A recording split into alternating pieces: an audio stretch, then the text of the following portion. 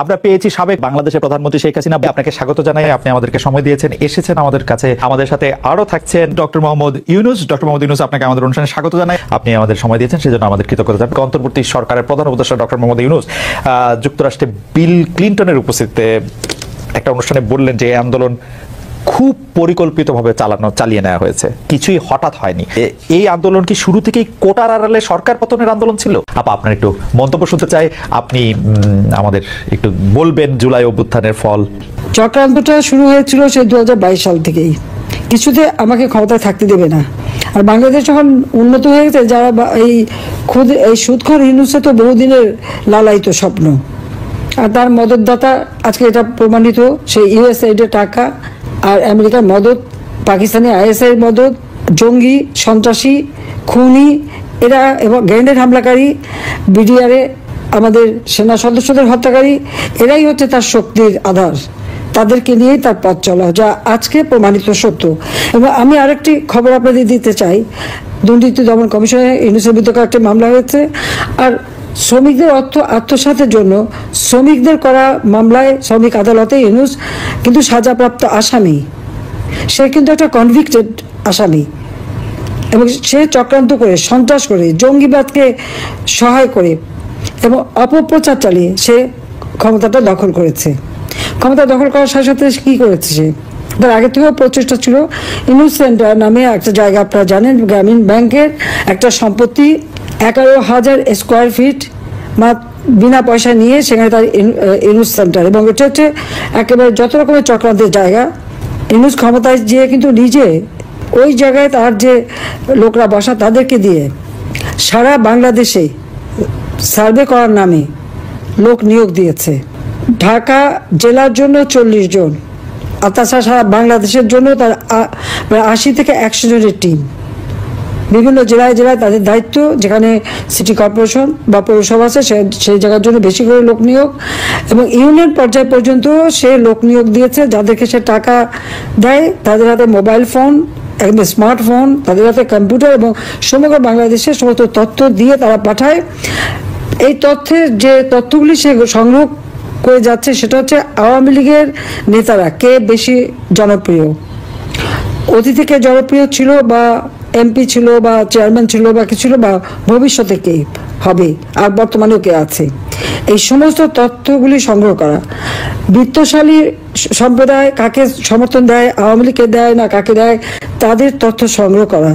এবং আওয়ামী লীগ, বিএনপি, জাতীয় পার্টি, জামাত কার কোথায় কি অবস্থা, ভোটের কি অবস্থা, এই সমস্ত তথ্য সংগ্রহ করার জন্য তার কিন্তু এজেন্ট নিয়োগ করা আছে। এছাড়া সে যে বিশাল গুন্ডা বাহিনী পালে, 1000 মোটর সাইকেল তাদেরকে দেওয়া হয়েছে এবং তাদের হাতে স্মার্টফোন এবং কয়েকটা মাদ্রাসা, কিছু ইউনিভার্সিটি, 35টা কলেজ ইউনিভার্সিটির কিছু ছেলে মেয়েকে সে টাকা দিয়ে পেলে পুষে রাখে এবং তাদেরকে দিয়ে যত অঘটনগুলি ঘটায়।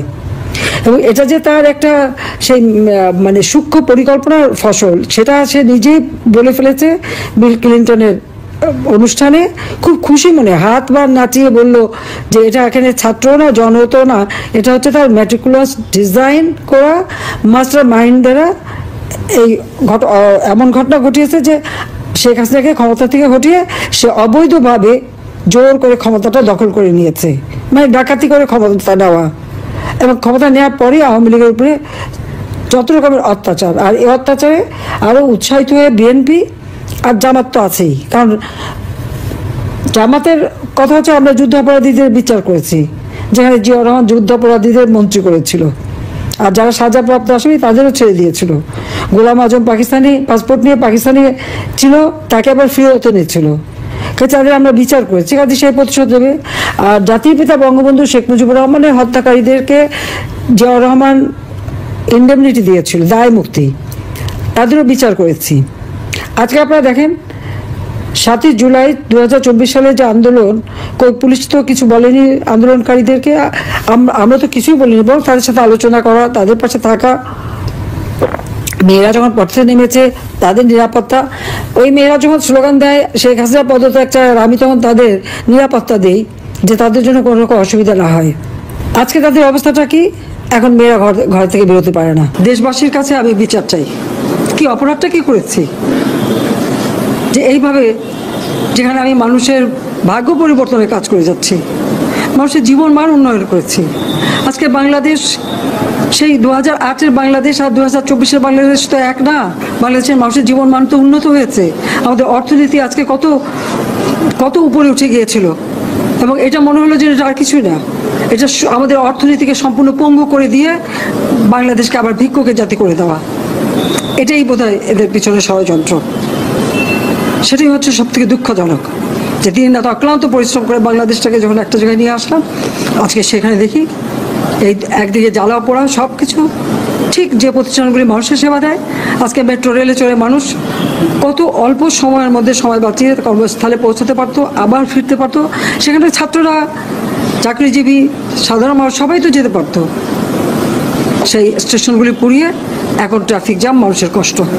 আমি তো কষ্ট লাঘব করেছি, কিন্তু যারা এইভাবে আগুন দিয়ে পুড়িয়ে মানুষের সে কষ্টে আবার ফেলে দিল, তাদের বিচার দেশের মানুষকে করতে হবে। আমি খালি সকলের সহযোগিতা চাই, আর এইভাবে মায়ের কোল খালি হোক এটা আমি চাই না। কারণ আমি তো বাবা মা সব হারিয়েছি, আমি তো জানি হারাবার ব্যথা কত কষ্ট, কিন্তু সেই কষ্ট বুকে নিয়ে তো ফিরে আসতে এদেশের মানুষের জন্য। এখানে আমার তো কোনো চাওয়া পাওয়া নাই। আমি তো আমার ছেলে মেয়ের জন্য কিছু করিনি, শুধু তাদের লেখাপড়া, নিজেরাই চাকরি করছে, নিজেরাই পড়েছে, আমি কতটুকু করতে পেরেছি, কিন্তু আমি দেশের মানুষের জন্য করেছি। আজকে অন্তত মানুষের ভাত কাপড়ের ব্যবস্থা, চিকিৎসার ব্যবস্থা, তাদের কাজের সংস্থা সবই তো করে দিচ্ছিলাম।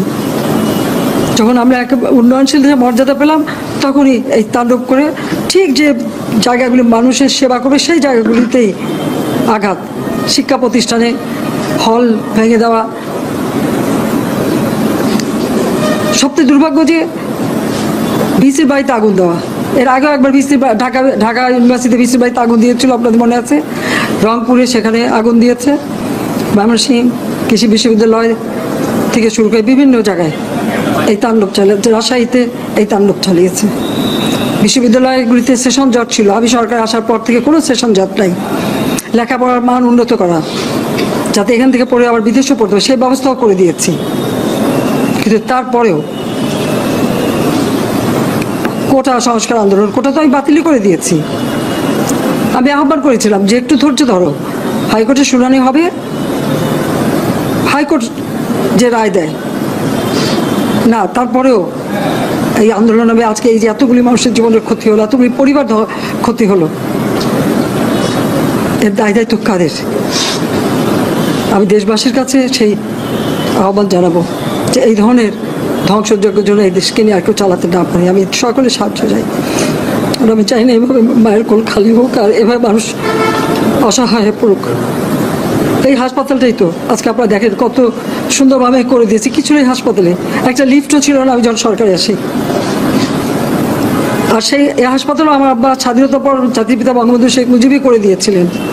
আমি সেটা উন্নতি করেছি বলেই তো আজকে চিকিৎসা দিতে পারছি, নইলে এত রোগীর চিকিৎসা দেওয়া কোনোদিন সম্ভব হতো না।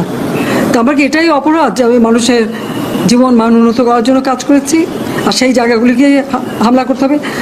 কোভিড-19-এর সময় যেখানে আমরা সব থেকে ভালোভাবে মানুষের চিকিৎসা দিতে পেরেছি, সেই কোভিড হাসপাতাল সেখানে আগুন দিয়েছে। প্রধানমন্ত্রী শেখ হাসিনা এবং ডক্টর ইউনূস একসঙ্গে কাজ করলে আরো কিছু চমৎকার কাজ হবে, বা এটা আপনি আশা করছেন এরকম? এটা কি এখন আমার জন্য করা যাচ্ছে না যে আমি নারাজ, যে করতে চাই না? তুমি ভাবখানা এমন করছো যেন আমি আপত্তি করছি, আমি কাজ করতে চাই না।